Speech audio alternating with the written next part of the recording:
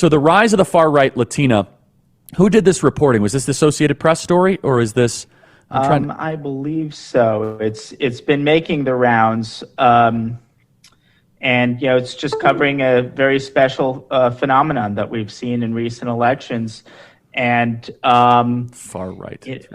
There's been this big push to broaden the tent within the right, and the big kind of counterintuitive aspect of this is that you broaden the tent just by doubling down on solid kind of conservative right-wing principles that everyone else likes. It doesn't even require special pandering. And it's so easy to be sensible and appealing these days just because it's not a hard sell to say, okay, we don't buy into this weird transgender stuff. It's not a hard sell to say that we don't support movements like Black Lives Matter that are destroying cities. It's not a hard sell to say that we'd like to keep cities under control and get crime under control, or a wide range of things. It's just these appeal to sensible people across religious lines, across ethnic lines, and so forth. And you're seeing a big surge in this among certain Latino populations. You see it in Texas, which is the subject of this particular article, but you also see it in a especially pronounced way, I think, in Florida.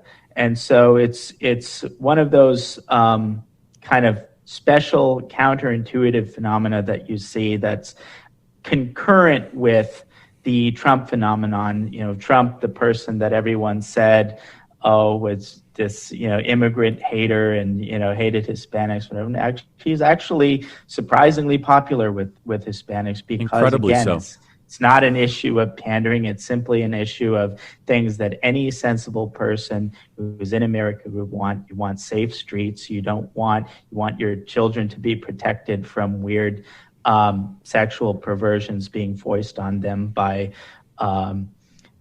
for various reasons. And so I think that sell is starting to really drive home in certain demographics, and this is a product of that.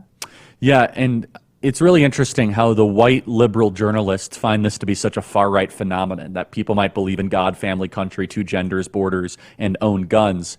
And I'll tell you that I think the Hispanic community is going to surprise people totally and completely. I think it's going to become a solidly conservative voting bloc. And the more they write these articles, the more it only kind of proves that entire point.